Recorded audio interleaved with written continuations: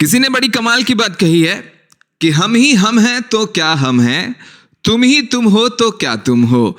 नमस्कार साथियों, मैं रोशन आप सभी का स्वागत करता हूं आपके अपने परिवार झारखंड वॉरियर पे।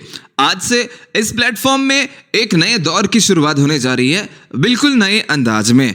आप सभी को पता है कि कोरोना बढ़ रहा है, इसी को ध्यान में रखते हुए, बढ़ते संक्रमण को देखते हुए सरकार ने यह फैसला लिया था कि जेपीएससी की परीक्षा अगले आदेश तक स्थगित की जाती है। यानी कि परीक्षा स्थगित है, एक दिन उस परीक्षा को होनी है। हालात सुधरेंगे, परीक्षा निश्चित तौर पे होगी, लेकिन आप अपनी तैयारी को स्थगित मत कीजिए क्योंकि कंपटीशन बहुत ही ज्यादा हाई है। और याद रखिए, ये जो समय मिला है, ये समय आपको दोबारा नहीं मिलेगा। इस समय का फायदा उठाइए और इतने बेजोड़ तरीके से पढ़ाई कीजिए कि इस बार जेपीएससी धुआं धुआं हो जाए। आज से मैं आप सभी के बीच पेपर 2 के लिए प्रतिदिन एक वीडियो अपलोड करूंगा जो कि संभावित प्रश्नों का कलेक्शन होगा।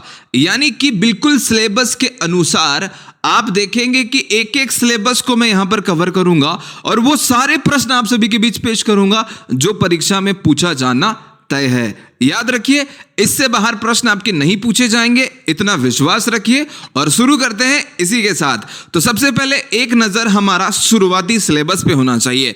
आप सभी को पता है कि हमारे सिलेबस में सेक्शन ए में दिया हुआ है झारखंड का इतिहास। और झारखंड का इतिहास में हमें शासन व्यवस्थाएं पढ़नी है, अलग अलग जनजाति की शासन व्यवस्था, जिसमें से पहला आता है हमारा मुंडा शासन व्यवस्था। एक प्रश्न पूछे जाएंगे मुंडा शासन व्यवस्था से, तो आज का वीडियो है मुंडा शासन व्यवस्था से जो सवाल आपकी परीक्षा में पूछा जा सकता है। तो चलिए शुरुआत करते हैं पहले सवाल के साथ। तो आज का जो पहला सवाल है वो है कि मुंडा गांव के धार्मिक प्रधान को क्या कहा जाता है। सवाल परीक्षा में पूछा जा सकता है कि बताइए कि मुंडा गांव के धार्मिक प्रधान को क्या कहा जाता है। इस प्रश्न का सही उत्तर होगा पाहन कहा जाता है। अगले क्वेश्चन की ओर बढ़ते हैं। आज का दूसरा महत्वपूर्ण सवाल कि कौन सा शब्द मुंडा को कहा जाना पसंद नहीं है। यह प्रश्न बहुत ही महत्वपूर्ण है। इस प्रश्न का जो सही जवाब होगा वो होगा कोल।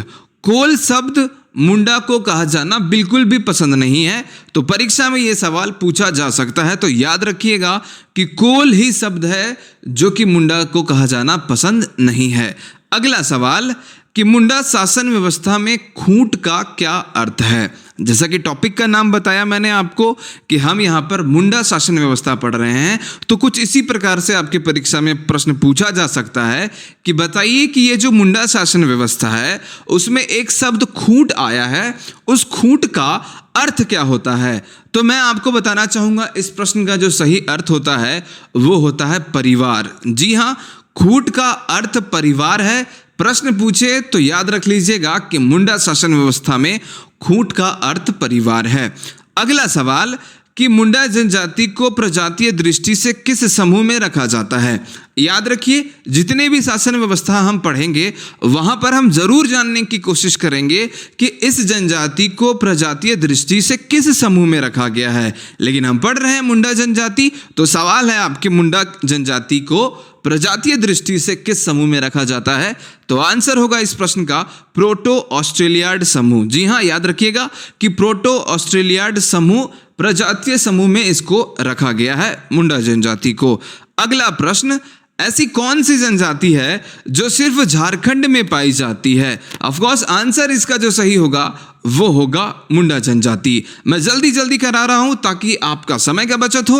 1 लाइनर प्रश्न है, इससे बाहर नहीं पूछेगा मतलब नहीं पूछेगा। मुंडा जनजाति जो सिर्फ और सिर्फ झारखंड में पाई जाती है। आगे बढ़ते हैं। आज का अगला प्रश्न, अगर आपसे पूछे कि मुंडारी भाषा किस भाषा परिवार के अंतर्गत आती है, तो इस प्रश्न का जवाब क्या होगा। तो ये होगा आंसर ऑस्ट्रो एशियाटिक के श्रेणी में आता है। अगला प्रश्न कि मुंडा जनजाति गांव में युवा गृह को क्या कहा जाता है भाई।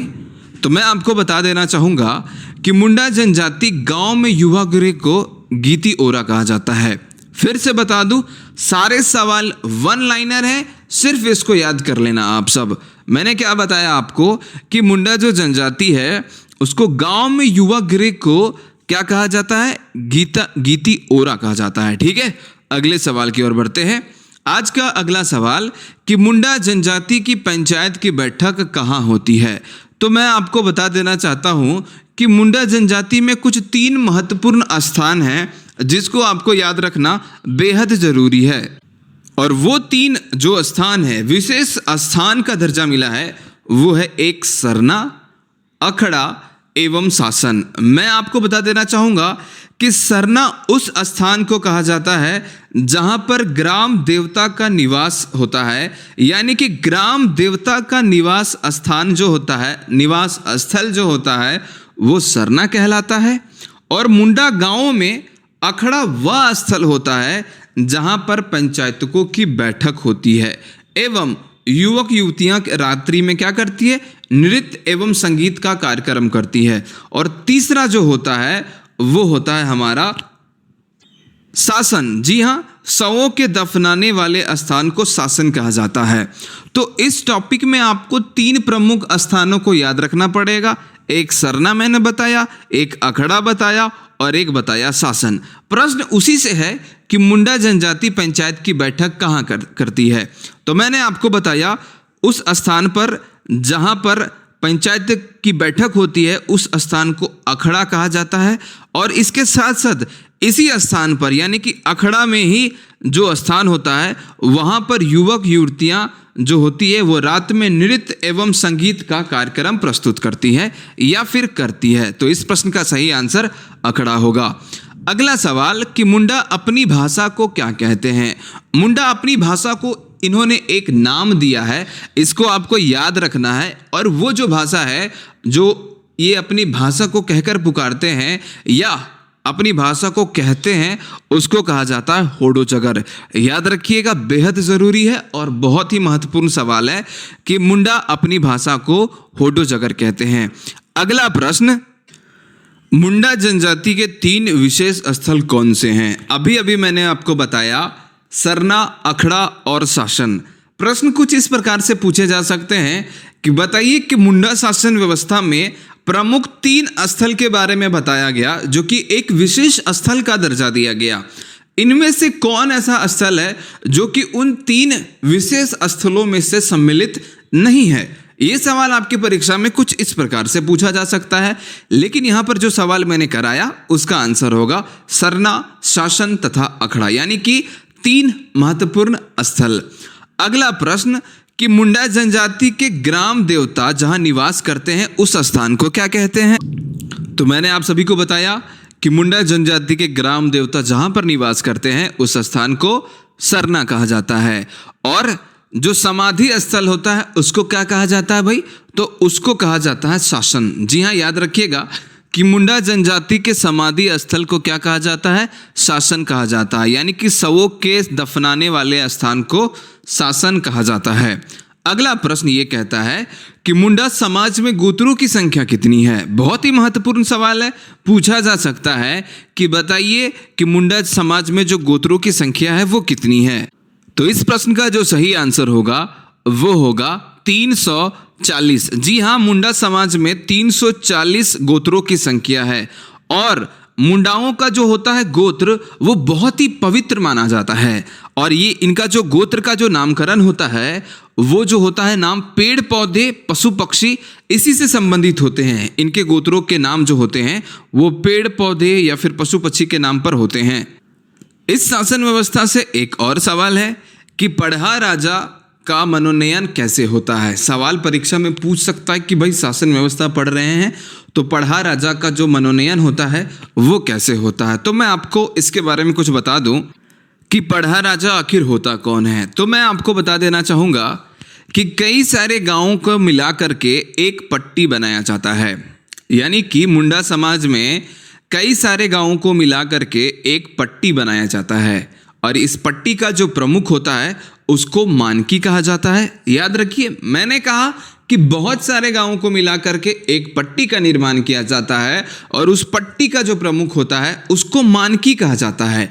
और ये सारे जो पट्टी बने तो उन सभी पट्टियों को मिला करके एक पढ़ा पंचायत बनता है। याद रखिएगा कि बहुत सारे पट्टियों को मिला करके एक पढ़ा पंचायत बनता है और पढ़ा पंचायत का जो प्रमुख होता है वही कहलाता है पढ़ा राजा।